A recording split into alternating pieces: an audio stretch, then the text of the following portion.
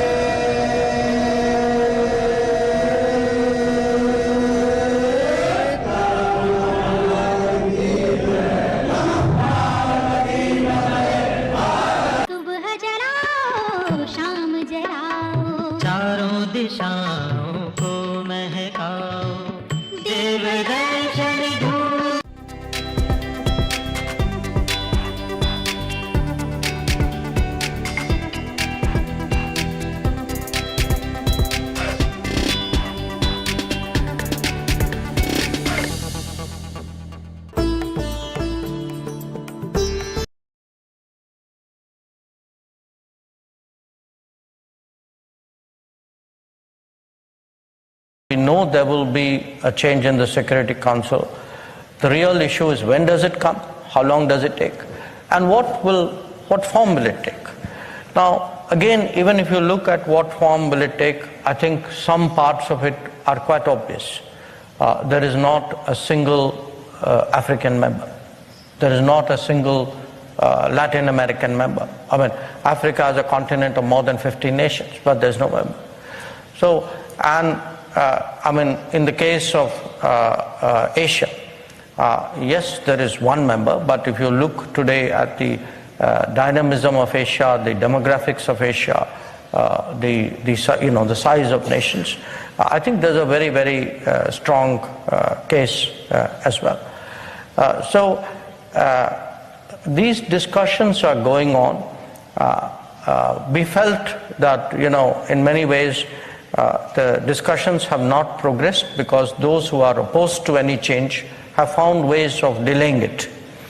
But we have now reached a stage where actually different countries and groups are presenting there is a process called the Intergovernmental Negotiation, IGN process.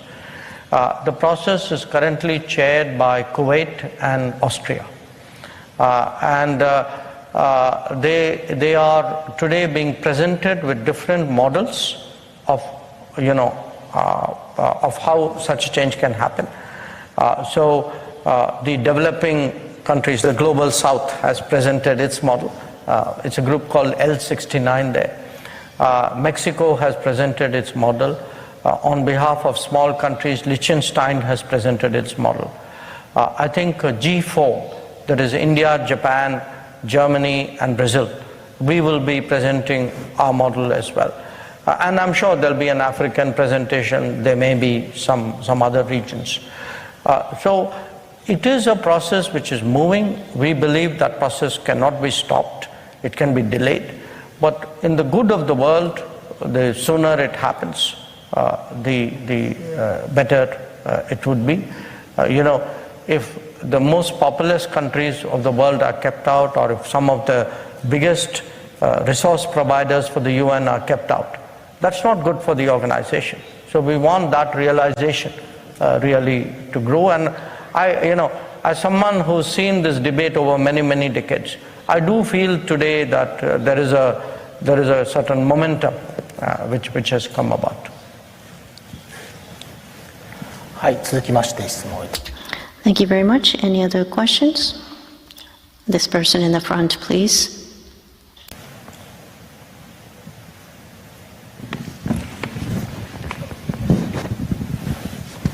その前の方、はい、どうぞ。 Yeah, thank you, sir. So my question is from the viewpoint of the Quad framework, and I would like to know that is there any nuclear strategic planning is planned under the Quad framework to address the... Sorry, is there any?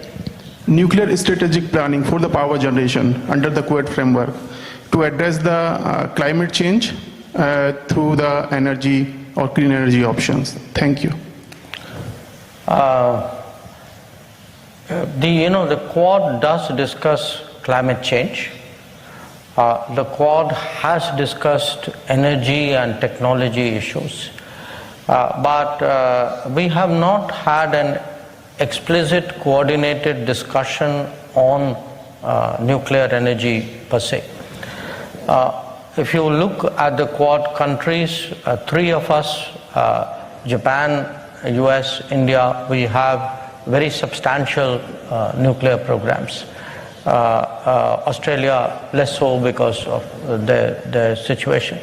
But they are very big uranium providers. So we have a common interest in it, but in the case of Quad, what I have seen since 2017, we are actually moving very, very rapidly. Almost at every Quad meeting, Every time the foreign ministers meet, every time the leaders meet, more and more issues are getting added on. So, maybe next time we talk, I might have a different answer than I have right now.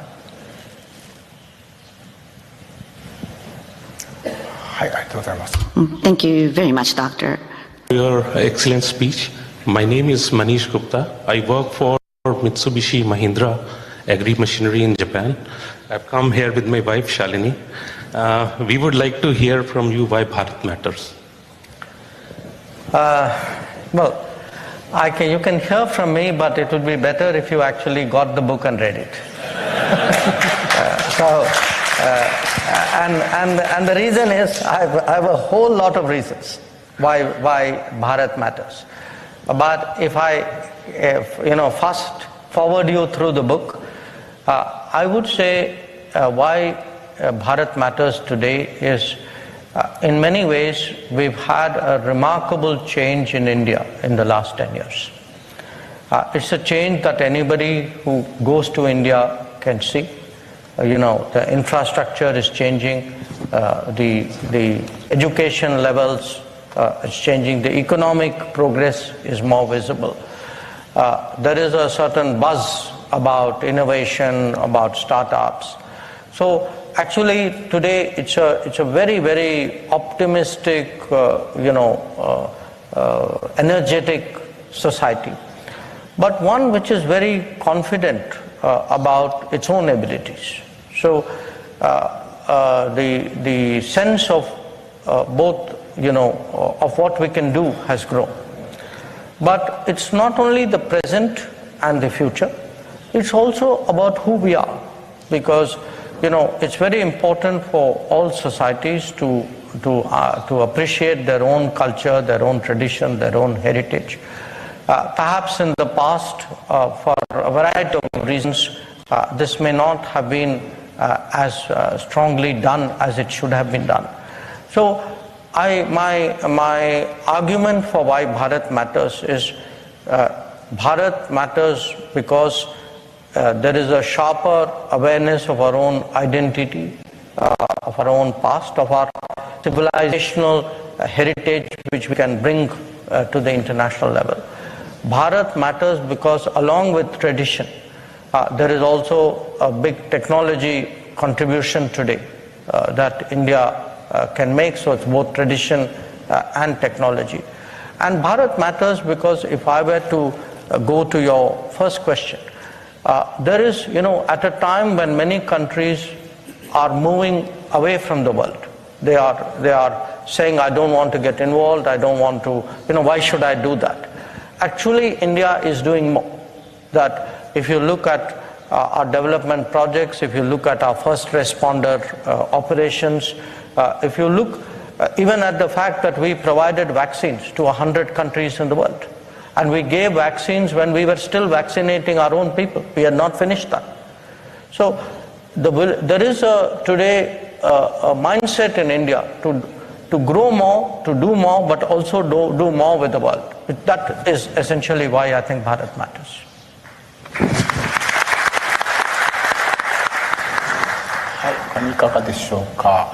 Any other question? So, person sitting at the back, maybe? So, in the middle, the third row, in the middle.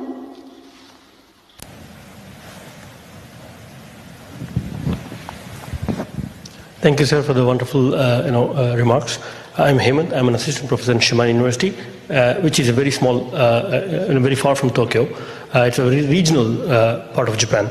So my question to you is, we know that there's a very strong strategic and friendship and good relation between India and Japan, almost in all spheres. But most of the activities seem to happen between big cities of the two countries. So, given the demographic change and population decline and so on, in Japan, where I live, I can see that every day. So, what are your thoughts on how India and Indian diaspora can contribute to regional revitalization in Japan? Thank you. Thank you for bringing up that point.